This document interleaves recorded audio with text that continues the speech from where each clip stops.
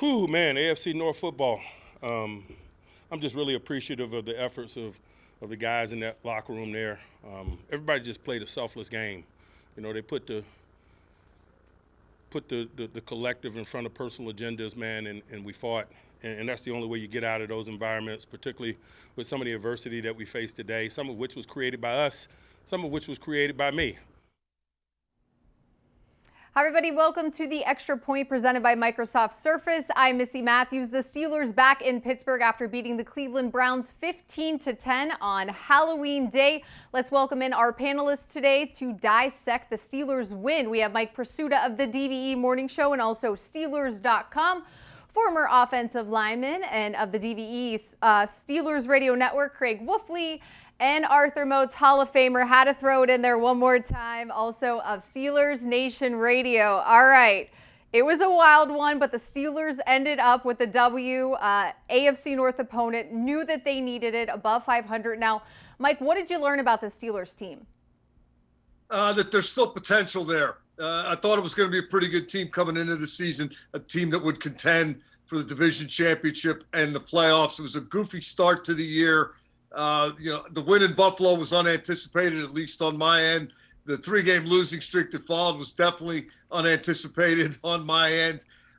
Didn't see anything definitive beating Denver and Seattle. I thought yesterday, Missy, was a day that they had to show up and ante up and kick in and stand up and be counted and whatever cliche you want to throw in there. It was time to play winning football. They did it on the road in the division against what I still think is a very good Cleveland team. I think that's who they are yesterday. It might not be a work of art, but the job can get done. Wolf, what did you learn about the Steelers? Well, that Chris Boswell doesn't want to play quarterback, and he said he's dressed up as a QB for Halloween. That's what he posted after the game. Said he's okay.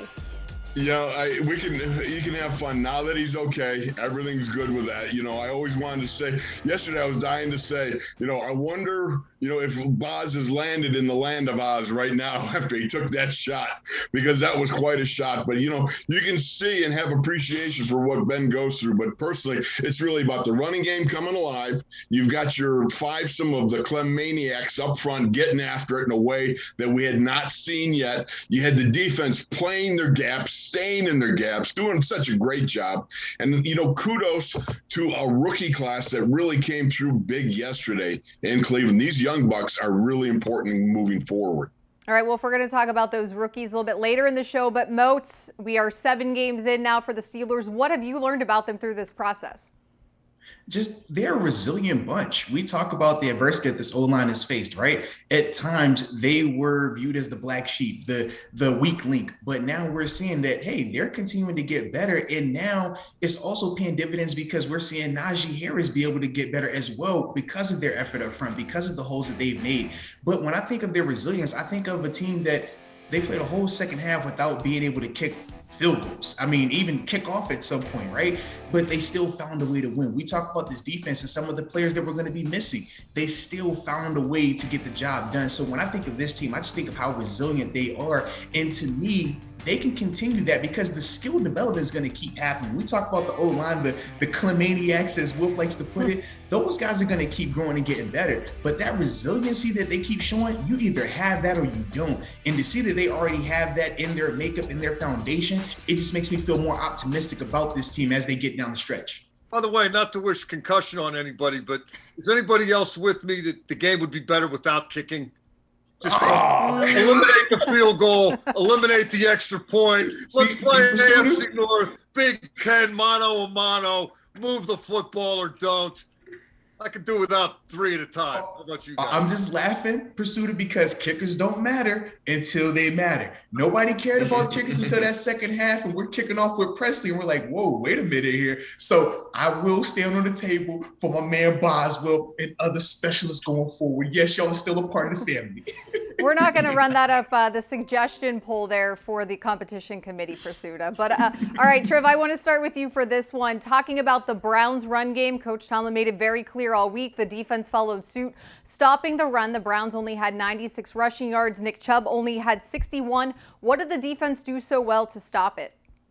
Two words, and they're from the mouth of T.J. Watt: assignment football. You know, that might have got lost in all the post-game analysis. A lot of guys talking about resiliency and character, and I get that. Those emotions that Arthur just referenced, those are important. But when you're lined up against a guy, you two guys played. Correct me if I'm wrong. You either had the physicality or you didn't.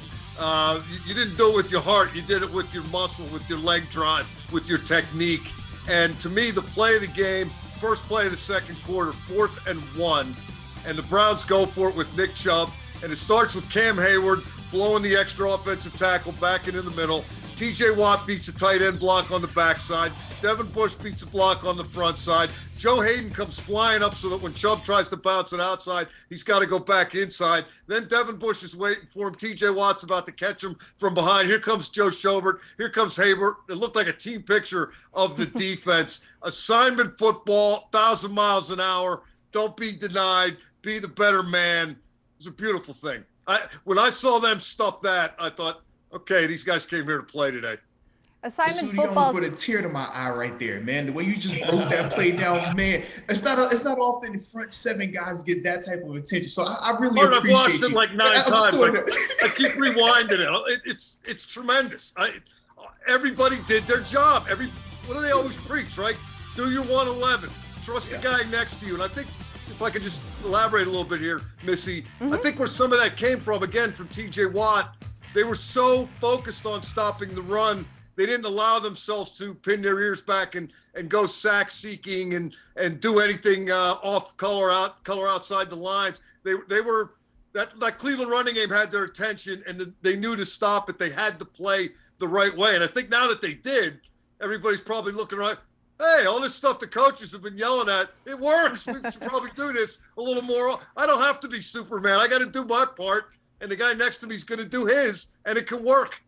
And they still had 4 sacks, so they still were able to get to Baker Mayfield, who's dealing with a bum shoulder, so that was able to work. Now, Wolf, I know you talked a little bit about the Steelers' offensive line. We saw Najee Harris, 26 carries. The Steelers had over 100 yards rushing. What worked for them yesterday? You know, it's real simple because it's the adverse of what Mike was just talking about. And it's funny, I'm pointing like we're sitting together, and you don't know where the boxes realize are. Exactly what's the point, right? So I'm watching the offensive line. Let me give you an example. All right, Najee's 6-yard TD run where he airmailed himself into the end zone, okay? Now, in weeks previous, we've watched that counter trap happen. And what happens? Well, you don't get the down block. The genius block on the backside has penetration. You got this. You don't get the kick out. If you watch that tape and run that over, Kevin Dotson comes across and blows up on the trap, kicks a guy out. You got Chuks Okorafor, gets up to second level, puts the linebacker on skates, take him back into the goal line. You got Trey Turner blocking down, sealing the whole inside. Kendrick Green blocks back, sealing on the backside between Dan Moore and himself, a genius block. 3 guys, they get 2 guys, right? All you got to do, make sure whoever's there, you doesn't run through. And Najee just goes right up the hole and boom, like I said, airmails himself. Everybody got their block, paid attention to great detail and getting it done, and it was leaning green all the way to the end zone. That's the difference. When you execute and get hat on hat, and even more so, get body on body, where you're moving people, man, oh man, it's a beautiful thing, and that was just simply gorgeous to watch. Arthur, I'll give you one more. This is a play that didn't work, but if you look back when Roethlisberger was sacked by Malik McDowell, I think it was, Dan Moore is driving Myles Garrett into the ground. He's pancaking him. 95 ends up on his back. I mean, that kind of physicality from a rookie against that guy who is about as good as it gets rushing the passer. When you get that kind of compete level, even when it goes wrong, it goes right. Exactly. Arthur, as a linebacker, during pregame warmups, Coach Tomlin was surrounding the linebackers, you know, before they do the who ride, we ride, and every single guy, he said, linebackers will determine the outcome of this game. How much pressure was on those guys yesterday? Man, it was a good amount of pressure, but rightfully so, because Coach Tomlin was 100% right. The linebackers provide the wave in terms of the leadership, the communication. pass rush, we talk about TJ, but also in the run game, we talk about with Devin and Joe. And the thing that I was impressed with that group was, number one, how they flew around, but number two, think about their tackling. In weeks past, that's been, something that we've talked about with this defense, about the amount of missed tackles and things like that. But I thought as a whole, and especially with that linebacker unit, they were clean with their tackling. Now, was it perfect? Absolutely not.